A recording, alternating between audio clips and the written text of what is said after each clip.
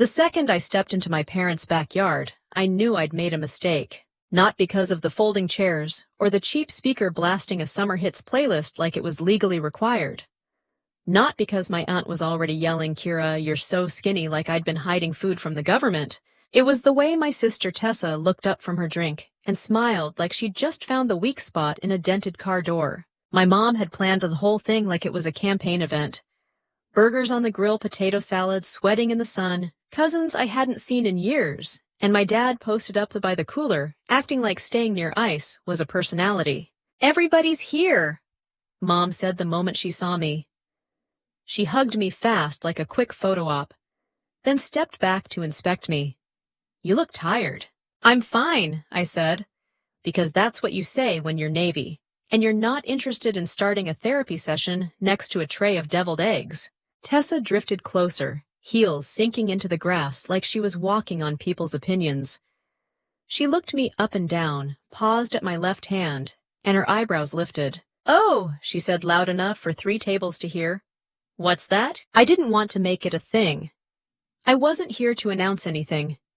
I didn't come with a ring light and a speech. I just had a ring, on my hand, like a regular person. "It's a ring," I said. Tessa laughed like I'd told a joke. "No, I mean, where'd you get it? The vending machine outside the grocery store?" A few people chuckled the way people do when they don't know if they're allowed to laugh, but they're relieved someone else started. My cousin Janelle shot me a look from across the yard.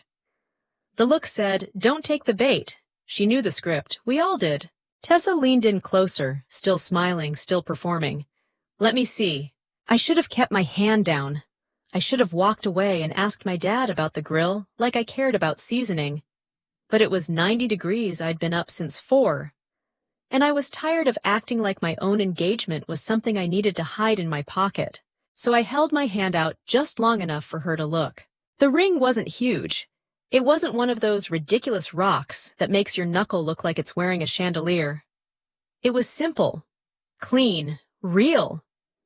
The kind of ring that says someone actually knows you. Tessa's smile tightened. She didn't like that. She straightened up and turned slightly so more people could see her face. Tessa never wastes a moment. If she's going to stab you, she wants an audience and good lighting. "Well," she said, "that's cute." Mom perked up like a dog hearing the treat bag.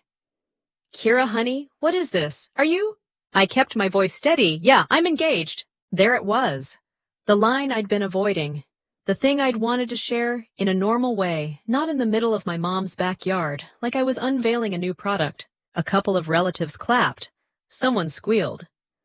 My aunt started crying for reasons that had nothing to do with me. And Tessa smiled bigger. "Oh my God," she said, putting a hand on her chest like she was shocked. "Engaged." She dragged the word out the way you drag out a warning. "To who Mom asked, already scanning the driveway, like my fiancé was going to rappel in from a helicopter." "He's on his way," I said. He got held up. Tessa tilted her head. Held up doing what? Shopping for a receipt. I felt my face get hot. Not because she'd gotten to me, because she was doing this in front of everyone, and everyone was letting it happen like it was normal. My dad made a small cough noise and stared hard at the cooler. Mom did that thing she always did, where she pretended she didn't hear the part that mattered. Tessa stepped closer again, her voice rising just enough to hook the whole yard. "So let me get this straight," she said. "You're saying some man proposed to you." "You." I didn't answer. I didn't owe her a reaction. She nodded like that was confirmation. Then she looked around at the group, my aunts, my uncles, my mom's church friend, who didn't even know my middle name. And she said it, right out in the open. "Stop acting," Tessa said, laughing. "That ring is fake. No one would marry you." The words hit like cold water. Somebody gasped. Somebody laughed and immediately regretted it. A couple people stared at their plates like potato salad was suddenly fascinating. Mom finally spoke, but not to Tessa. "Kira," she said sharply, like I was the one who'd made things awkward. "Don't start." I didn't even know what she meant. Don't start what? Existing, breathing, wearing jewelry in public. Tessa's eyes stayed on me, daring me to cry, daring me to yell, daring me to finally become the dramatic one, so she could point and say, "See, this is what I deal with." I swallowed hard and kept my voice low. "You done?" She shrugged. "I'm just being honest. I don't want you embarrassing yourself. My cousin Janelle stood up halfway, like she was about to intervene, then froze when Mom shot her a look that said, "Stay out of it." That's when I heard a car door close in the driveway. Not a big entrance. Not dramatic. Just the sound of someone arriving like they had every right to be there. I turned before my brain even caught up. Ethan walked through the side gate, one hand holding a small bakery box, the other lifting in a quick wave. He was in a button-down with the sleeves rolled up, like he'd come straight from a meeting. He looked calm, which made me want to cry because I was holding myself together with dental floss. "Sorry," he said, and his voice was warm and normal. "Traffic was a mess. I brought those lemon bars you like." He came to me first. Not to my mom, not to the loudest person. To me. He leaned in, kissed my cheek, then looked around with that polite, steady expression he used when someone was about to try him, and he was already tired. "I'm Ethan," he said, "Kira's fiancé." Tessa's face changed so fast it was almost funny. Her smile dropped. Her eyes widened just a little. Her hand tightened on her cup. Because she knew him, not from a vague, seen him somewhere kind of way. Not from social media. From work. I watched it click behind her eyes, piece by piece, like a slow-loading web page. She'd mentioned a new senior leader at her company for months. How he was so professional. How he didn't play favorites. How he actually listened. How he was different from the other guys. She'd said all that while throwing little comments at me about my Navy attitude and how I'd end up alone because I was too intense. And now he was standing in my parents' backyard, holding a bakery box, saying my name like it meant something. Ethan looked at Tessa briefly, just long enough to be polite. "Hi," he said. Tessa's mouth opened, then closed. "Hi," she managed. Mom blinked at Ethan, then at me, then back at Ethan like her brain was trying to buffer. My dad finally looked up from the cooler. His eyes narrowed slightly, like he was trying to place Ethan's face in a mental file cabinet. And Tessa took a tiny step back the way someone does when they realize they've been talking trash in a room with a security camera. Ethan didn't announce anything about her job. He didn't embarrass her. He didn't even smirk. He just stood next to me steady and calm like he belonged there, which somehow made Tessa look even worse, because she was the only one in the yard who seemed like she didn't know how to act like a normal adult. She cleared her throat, forcing a laugh that sounded like it hurt. "Wow," she said. "Small world."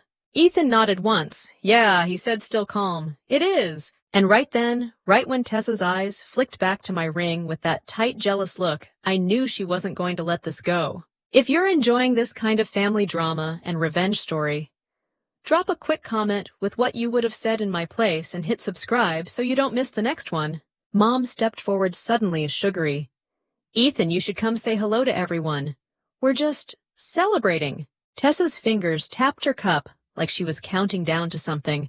Ethan shifted slightly closer to me and said softly, "You okay?" I looked at him and gave the smallest nod I could manage. Because in my family nothing stays simple for long. And Tessa had just realized she'd been insulting me in front of the one person at her job she couldn't charm, intimidate, or spin. I tightened my grip on Ethan's hand until my fingers started to ache.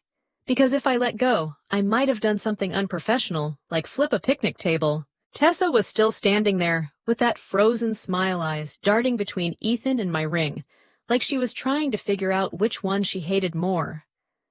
My mom recovered first, because my mom always recovers first. She's trained. Years of pretending everything is fine should qualify her for a medal. Ethan, Mom said, stepping in front of me, like she was hosting a talk show. "Welcome. We're so happy to finally meet you." Finally meet you, like she hadn't spent the last 5 minutes letting my sister call me unlovable in front of half the county. Ethan did the polite thing. He shook her hand. He smiled. He said, "Thank you for having me." The man could have taught a master class on staying calm in hostile environments, which frankly I found attractive. Tessa's eyes narrowed just a bit. She didn't like that Ethan wasn't reacting. She needed him to be flustered. She needed him to be confused. She needed him to doubt me. Instead, he stood there like he had a spine. My dad finally wandered over, wiping his hands on a paper towel, like he'd been busy doing something other than avoiding his family. "Ethan," Dad said, sizing him up. "Good to meet you." Ethan offered his hand. "Sir." Dad nodded once like that was enough emotion for the month. Tessa tried again, because of course she did. So she said, leaning on the word like it was a weapon you two met, where Ethan answered smoothly, "At a community fundraiser, we started talking, and it went from there." That was true. It was also the most boring version of true, which I appreciated. Nothing dramatic, nothing she could twist. Tessa's laugh came out wrong. A fundraiser, she repeated, like fundraisers were where desperate people went to pretend they mattered. Mom cut in fast. "Well, isn't that wonderful? Kira, why didn't you tell us?" I stared at her. "Because you didn't ask." Her mouth opened, then shut. She blinked at me like I'd spoken a foreign language. "In my family, you can't say things like that. You have to hint. You have to soften. You have to make sure nobody feels uncomfortable except me." I was the designated discomfort sponge. Janelle Mangiat wandered closer, saving me without making a scene. She smiled at Ethan. "Hi. I'm Janelle. I've heard about you." Ethan nodded. "Nice to meet you." Tessa's eyes snapped to Janelle with pure warning. Janelle ignored it like a professional. Mom clapped her hands once. Okay, everybody, let's eat. Food's getting cold." Food wasn't cold. My mom just needed something she could control. We moved toward the tables. Ethan stayed close to me, not possessive, just steady. Tessa floated to the other side of the group, but I could still feel her watching like a mosquito that had learned my schedule. Mom pulled me aside near the back door. Her smile stayed on, but her voice dropped into that sharp, private tone. "Kira," she said, "what is happening?" "What do you mean?" "You're engaged," she hissed like I'd joined a cult. "Yes. And you didn't tell us." "I didn't want it to turn into this." Mom's eyes flicked toward Tessa, who was loudly telling my aunt about some work thing, tossing her hair like she was auditioning for a shampoo commercial. "This wouldn't be happening if you didn't push her," Mom said. I actually laughed. I couldn't help it. It came out short and ugly. "I pushed her," I repeated. "By standing here." Mom's face tightened. "Don't start?" There it was again. "Don't start. Don't make it worse. Don't embarrass us." Tessa could say whatever she wanted, but I couldn't breathe too loud. Mom leaned closer.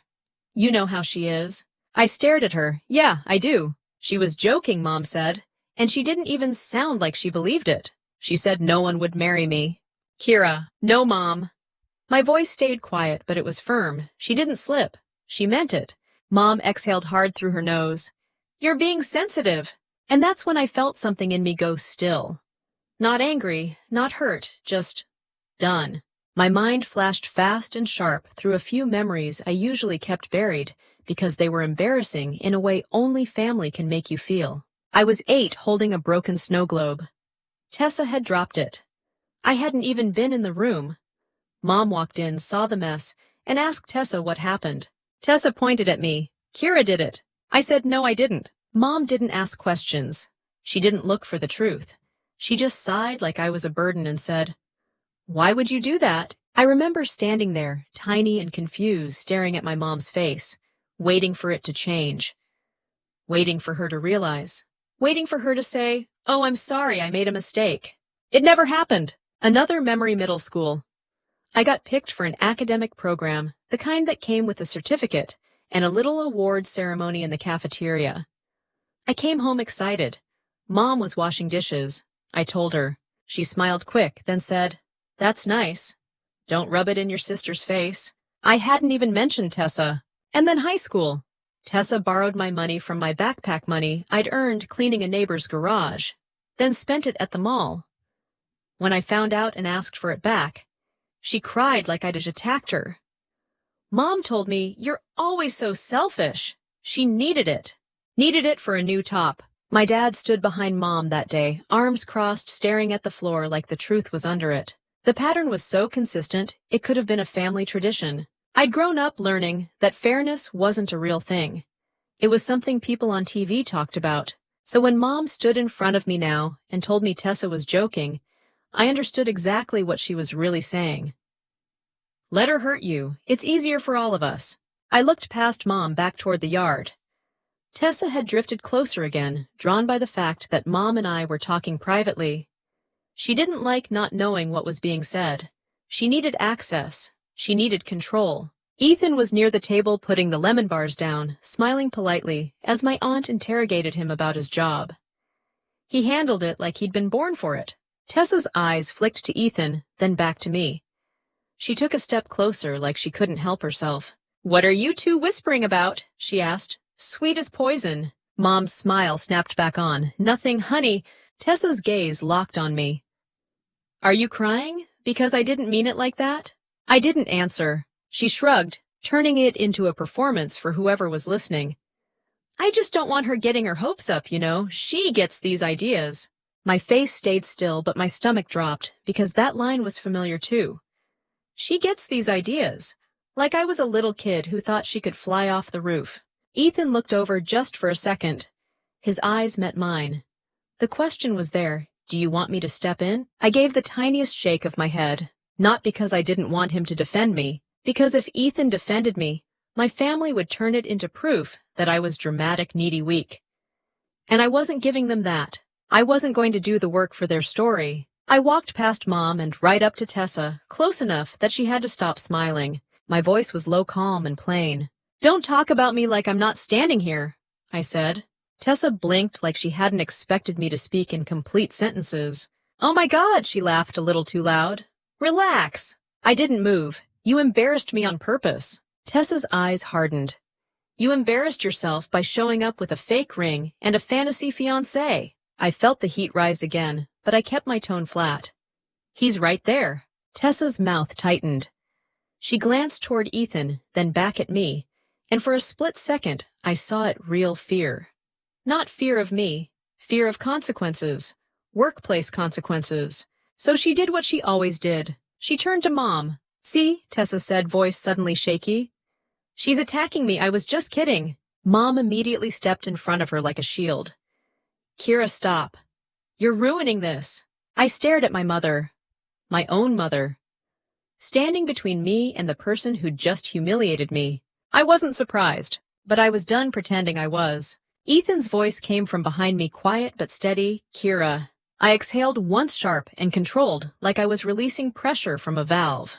Then I made a choice I'd never made before in that backyard. I stepped away from both of them and walked back toward Ethan, because I wasn't spending another minute begging for basic respect in the place I grew up learning I'd never get it.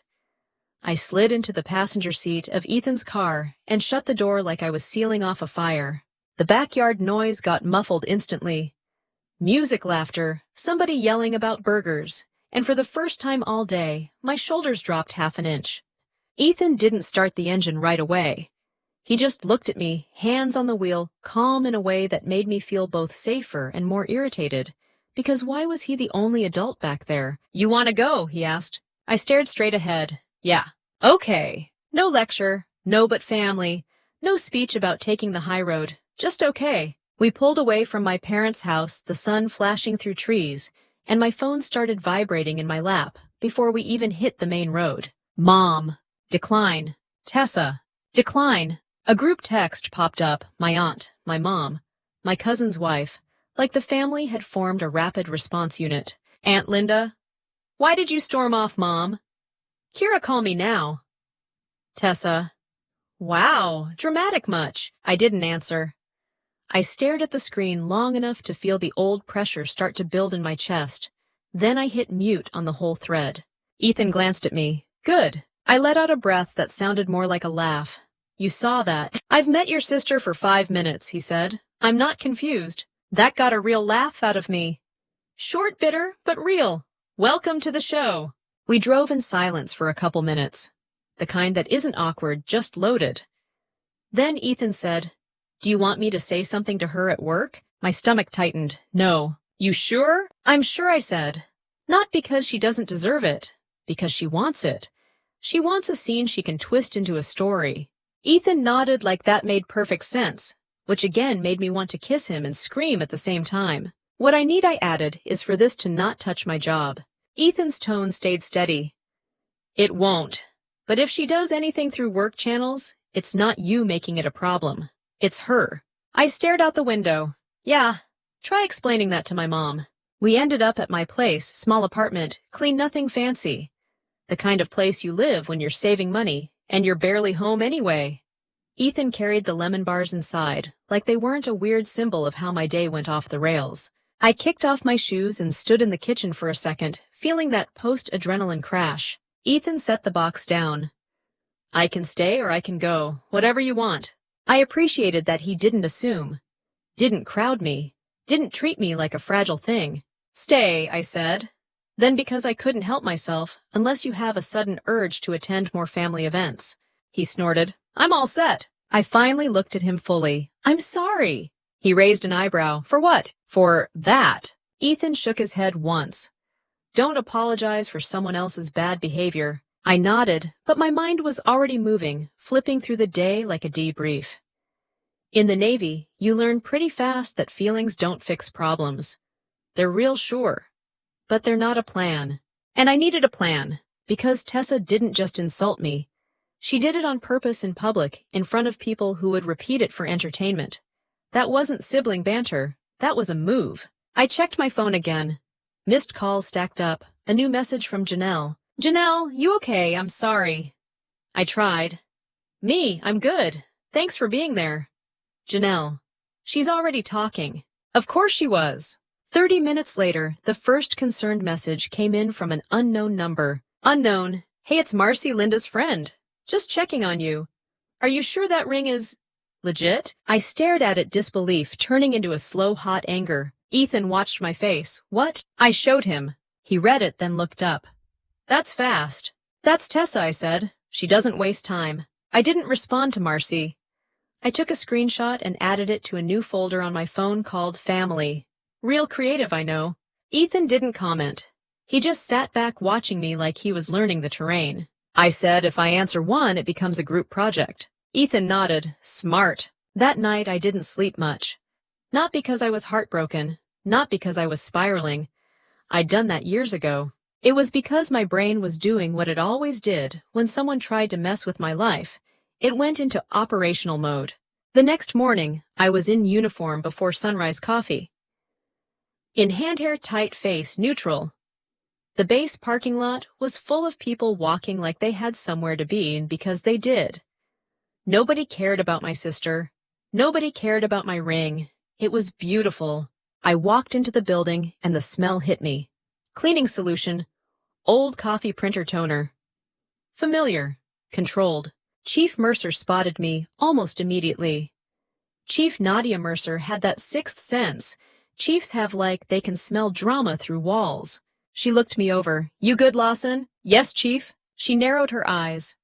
That's not an answer. I exhaled through my nose. Family stuff. Chief Mercer gave a small grunt like she'd predicted this. Handle it off duty. Yes, Chief. She leaned closer, voice low. And don't let it crawl into your workspace. People love feeding on distraction. I won't, I said, and I meant it. The day moved. Maintenance checks, emails, meetings. The normal rhythm that makes you forget the world outside the gate exists. Then right after lunch, my phone buzzed again. A group text from my mom had somehow started a new thread because muting one wasn't enough for her. Mom, we need to talk tonight. Dad, call your mother. Tessa, tell her congrats from me, since she loves attention so much. I didn't respond.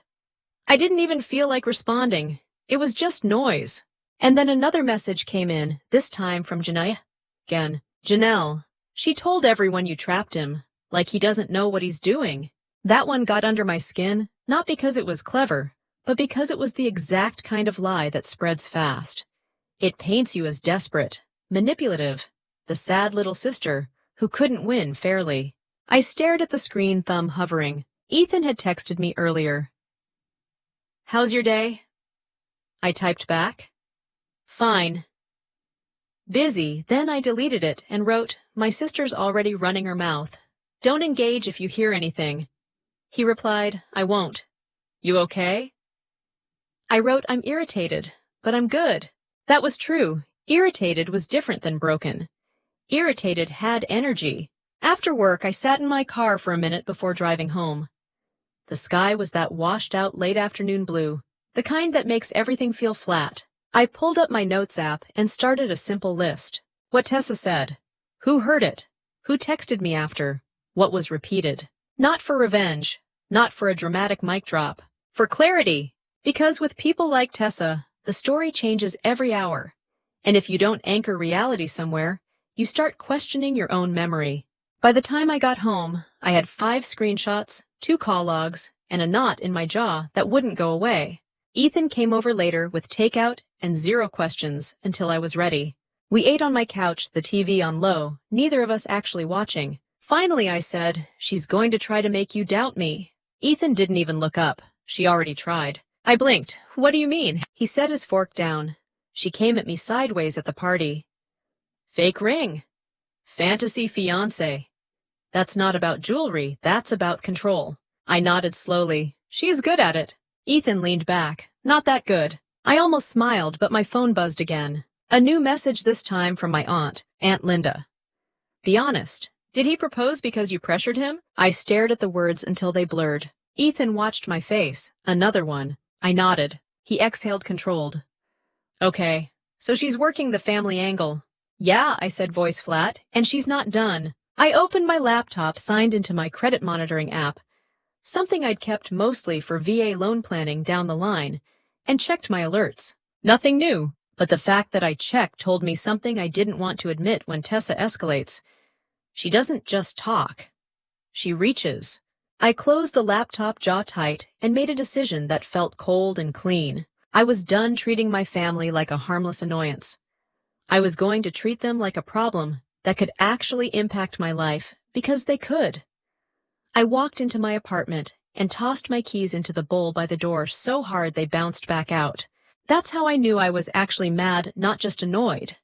Annoyed Kira makes lists. Mad Kira starts throwing metal objects at ceramic dishes like a toddler. Ethan was already there, sitting at my tiny kitchen table with his laptop open. He looked up, read my face, and didn't say, "What's wrong?" like a rookie. He said she emailed HR. I stopped mid-step. "She what?" Ethan turned the screen toward me. "It got forwarded to me because it involves me. HR didn't give me her name, but I can tell from the writing." I stared at the email on his screen. It was the corporate version of a sneak attack. Polite, vague, carefully worded like she'd Googled how to sound concerned without sounding insane. Subject line: concern regarding potential conflict of interest. Of course! The body was a masterpiece of fake innocence. She was reaching out to protect the integrity of the workplace. She didn't want to make assumptions. She felt obligated to flag something she overheard at a family event. No mention of her screaming that my ring was fake. No mention of her humiliating me in front of everyone. Just a neat little narrative where she was the responsible employee and Ethan was the questionable leader. I read it twice, jaw tight. Ethan watched me. "You okay?" I let out a short laugh. "Yeah. I love it when people try to ruin my life using proper grammar." He leaned back. "There's more." My stomach sank. "More than HR." Ethan nodded. "She also messaged my work number." "Not directly. She sent it through Teams." I blinked. "She has your Teams." "I'm a senior leader. People can message me." He paused. "She wrote, 'Hope you're doing okay after yesterday.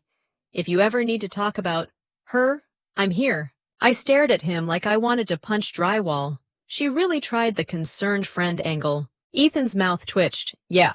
Bold choice." "What did you say?" I didn't reply, he said. I screenshotted it and forwarded it to HR with the email. I exhaled slowly, because the Navy had taught me one important thing: always document. Always. But hearing Ethan say it out loud still made me feel like my world had tilted. "She's trying to get you in trouble," I said. "She's trying to get you in trouble," he corrected. "I'm just in the splash zone." I dropped onto the chair across from him.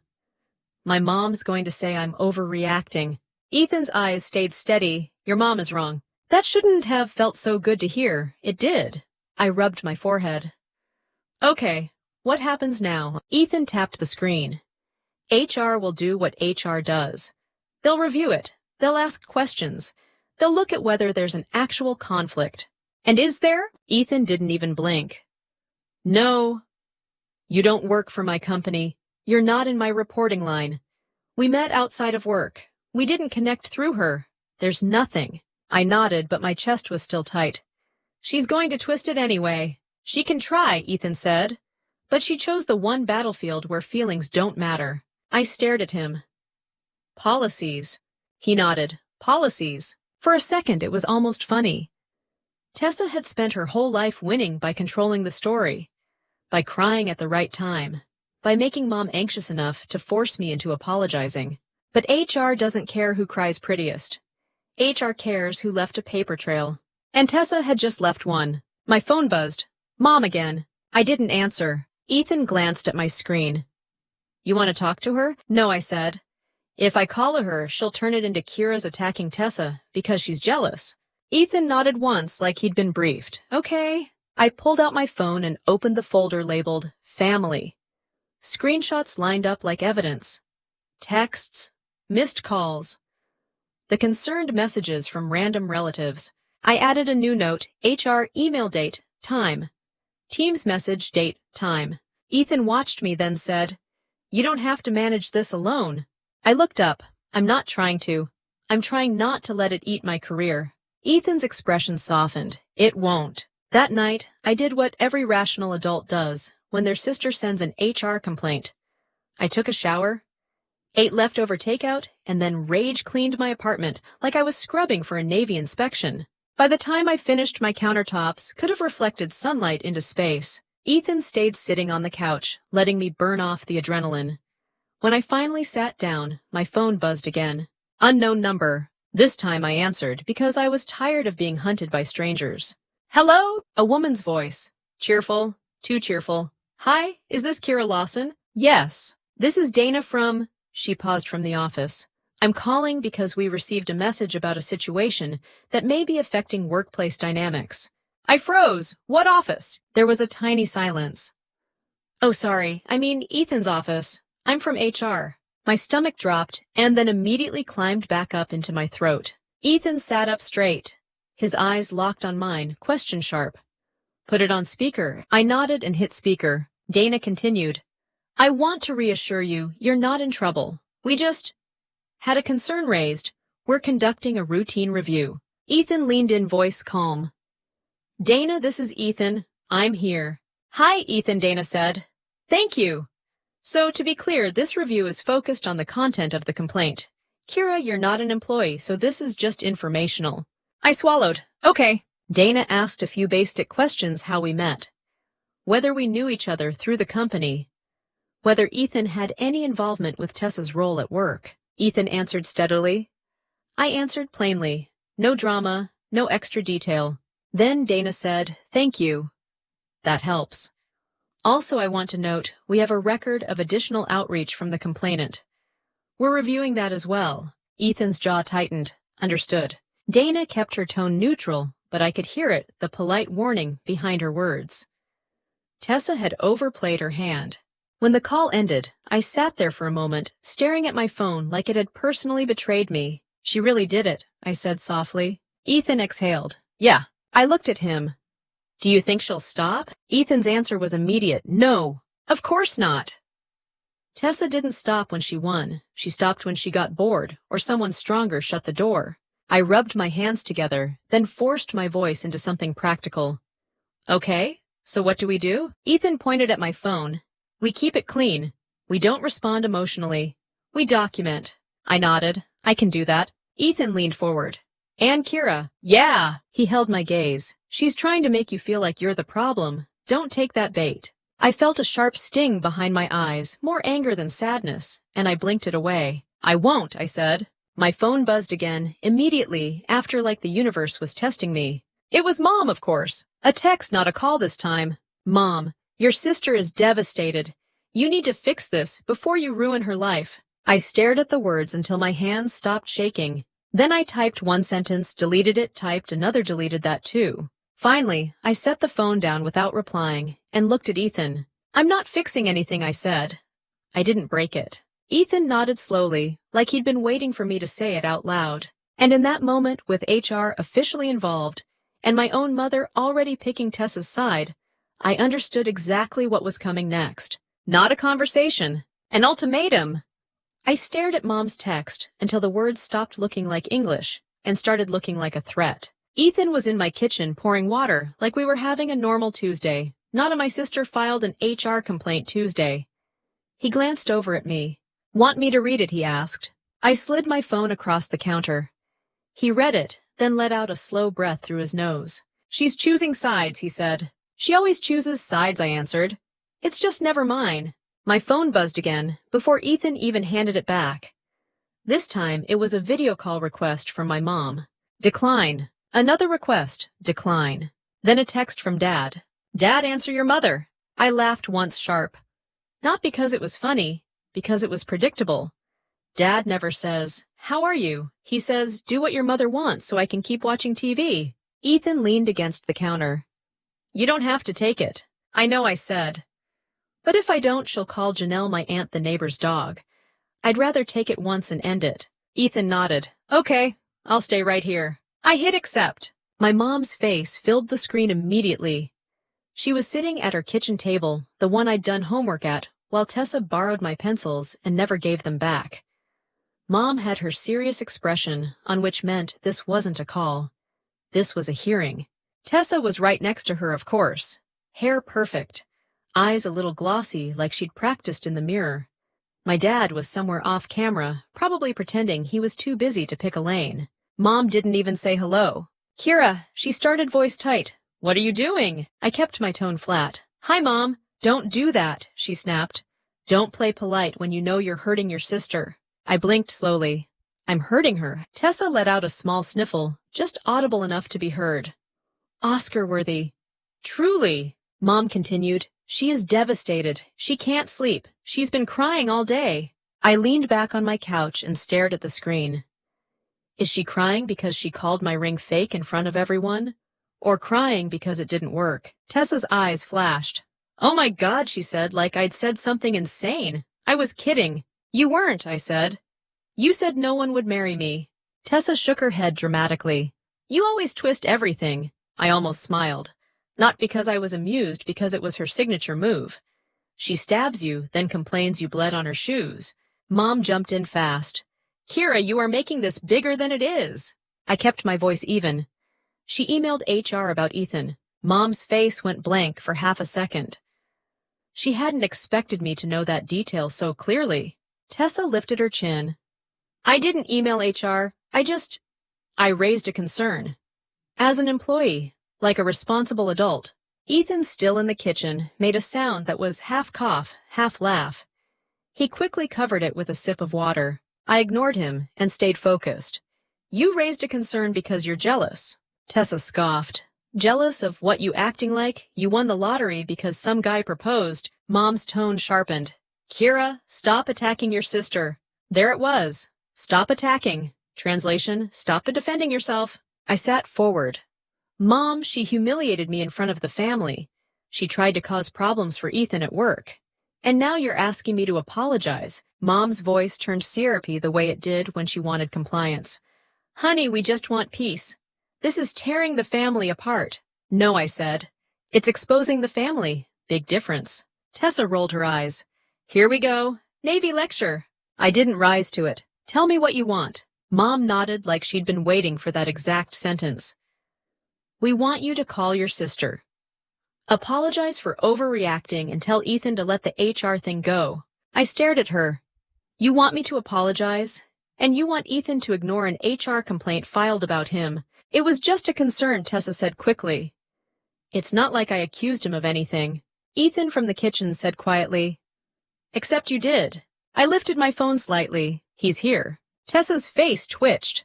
Mom's eyes widened like I'd brought a weapon to the conversation. Ethan stepped into frame, just enough to be visible. He didn't loom. He didn't posture. He just appeared calm and unmistakably present. Hi, Ethan, said politely. Mom's voice went tight. Ethan, we're discussing family matters. Ethan nodded. Understood. I'm only here because my workplace is now involved. Tessa's cheeks flushed. It's not like that. Ethan looked straight at her, and his voice stayed professional. Tessa, you contacted me through Teams after the party and suggested you could talk about Kira. Then you sent an HR complaint that is exactly like that. For a second, Tessa couldn't speak. Her mouth opened, then closed. Mom jumped in panicked. Ethan, please. We don't want things to get messy. Ethan didn't raise his voice. Then the simplest solution is for Tessa to stop using my workplace as a tool in a family argument. Tessa's eyes went watery again, right on cue. I just didn't want you to get hurt, she said, voice shaking. Kira, she's not who you think she is. I laughed. I actually laughed. Tessa, you don't even know who I am. You know the version of me you've been selling to people since we were kids. Mom slammed her palm lightly on the table. Enough. Kira, you're being cruel. Cruel. Not the person who insulted me. Not the person who tried to sabotage my fiancé at work. Me. I felt something go calm in my chest, the way the ocean goes calm right before the weather changes. Okay, I said slowly. Here's what's going to happen. Mom blinked. Tessa tilted her head like she was waiting for me to beg. I'm not apologizing, I said. I didn't do anything wrong. And I'm not asking Ethan to let it go when your daughter created a workplace issue. That's not how adult life works. Mom's face hardened. So you're choosing a man over your family. I didn't flinch. No. I'm choosing respect over manipulation. Tessa scoffed. Oh my God, you're so dramatic. I ignored her. If you want to have a relationship with me, it's going to be different now. Mom leaned forward. Different how? I took a breath, not a long emotional one. A controlled one, like before a hard conversation with a chief. No more group texts, I said. No more sending relatives to interrogate me. No more letting Tessa insult me and calling it a joke. And you don't get to demand apologies when she starts it. Mom's mouth opened, and I could tell she was about to unload a decade of guilt in one sentence. So I added the part she'd understand. And if anyone messes with my life, my credit, my job, my paperwork, anything like that, I will handle it officially. Not with a family meeting. Officially. Tessa's eyes narrowed. Are you threatening us? I kept my voice level. I'm stating boundaries. Mom laughed once bitter. Boundaries. You've been on the internet too much. Ethan stayed quiet, but I felt his steady presence behind me, like a hand on my shoulder. Tessa leaned toward the camera, voice suddenly sweet. Kira, just say you're sorry for embarrassing me. That's all. Just apologize and we can move on. There it was, the real ask. Not peace, not family unity, her image. I looked at her and said the simplest truth I'd ever said to her in my life. No. The silence that followed wasn't cinematic. It was messy. My mom inhaled sharply. Tessa's face tightened. Somewhere off camera, my dad probably sighed like he was the victim here. Mom's voice went cold. Then don't call us when you need something. I almost smiled. I don't. Mom's eyes flashed. Kira, I ended the call. Not with a slam, not with a speech. I just hit the button and let the screen go dark. My living room felt too quiet for a second. Ethan exhaled slowly. You did good. I shook my head. It's going to get worse. Ethan's eyes stayed on mine. Then we stay clean. We stay calm. My phone buzzed immediately, like the universe had a sense of humor. A new text from Mom popped up. Mom. If you don't fix this, you're not welcome here. I stared at it, then set the phone face down on the coffee table. Because for the first time, the fear that used to come with that sentence wasn't there. What was there instead was a clear, focused anger, and a weird kind of relief because now everything was out in the open, and I didn't have to pretend anymore. I set my phone face down and didn't touch it again, which lasted exactly 12 minutes. That's how long it took for my lender's email to land. I was sitting at my kitchen table with my laptop open, a legal pad next to it, pretending I was reviewing work notes. In reality, I was doing the thing you do when your family detonates. You start checking the parts of your life you can actually control. The subject line said, Action Needed Pre-Approval Review. My stomach dropped before I even opened it. I'd been planning this for months. Quietly, no announcements, no family updates, just me, a VA loan, and the idea of owning something that didn't come with emotional strings attached. I clicked. The email was polite. Neutral. The kind of tone that says, we're not mad, but we're not moving forward either. An item has appeared on your credit report that requires clarification before we can proceed. I felt the heat climb up my neck. No. I said out loud to no one. Ethan looked up from the couch. What? I turned the laptop toward him. My credit. He read it fast. That doesn't make sense. You're meticulous. I know. I logged into my credit monitoring account, finger steady, because panic doesn't fix numbers. The dashboard loaded. Green, green, green. Then a red alert, a small account. Retail type, low limit. Opened months ago. My address on file. My parents' house. I stared at the screen until my eyes burned. That's not mine. Ethan leaned closer. Are you sure? I'm sure, I said. I don't shop there. I didn't open this. The balance wasn't huge. A few $100s. But the payment history wasn't clean. A missed payment. Maybe 2. Just enough to raise a flag. I scrolled. The account holder name was mine. Social Security masked, but unmistakably mine. I felt something cold settle in my chest. Not shock, not even anger yet. Recognition. They used my old address, I said. Ethan frowned. Who did I didn't answer right away. I didn't need to. My mail had gone to my parents' house for years. Training, deployments, temporary housing. It was easier than updating it every time I moved.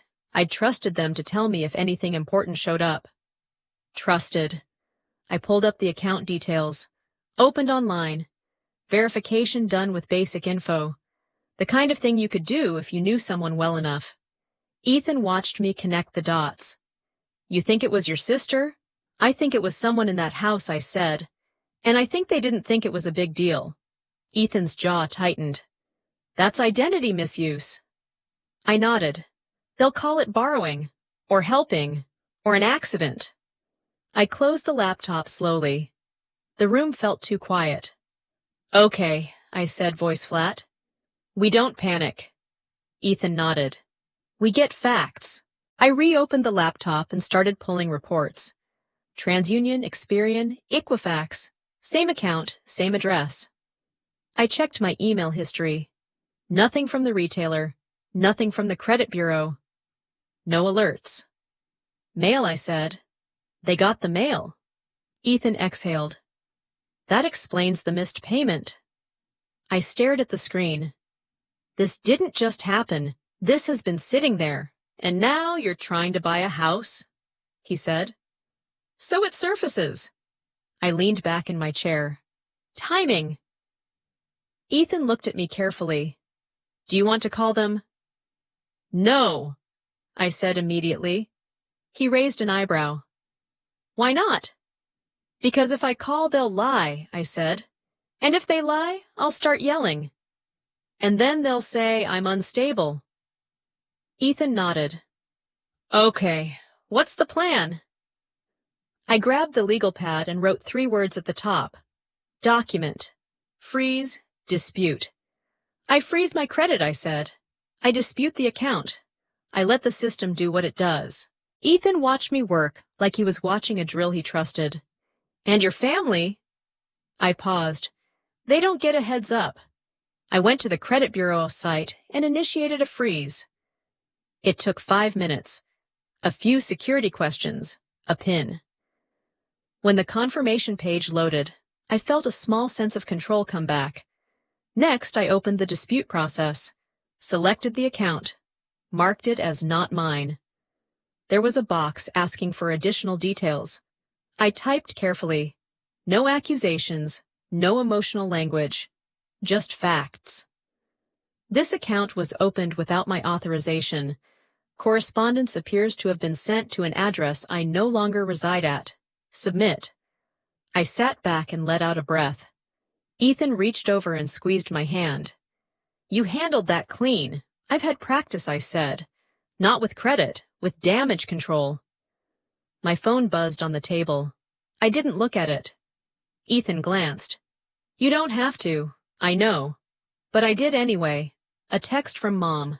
Mom, we found some mail of yours. You should come pick it up. I stared at the message, pulse steady now. Found, not forwarded, not forgot to mention. Found. I showed Ethan.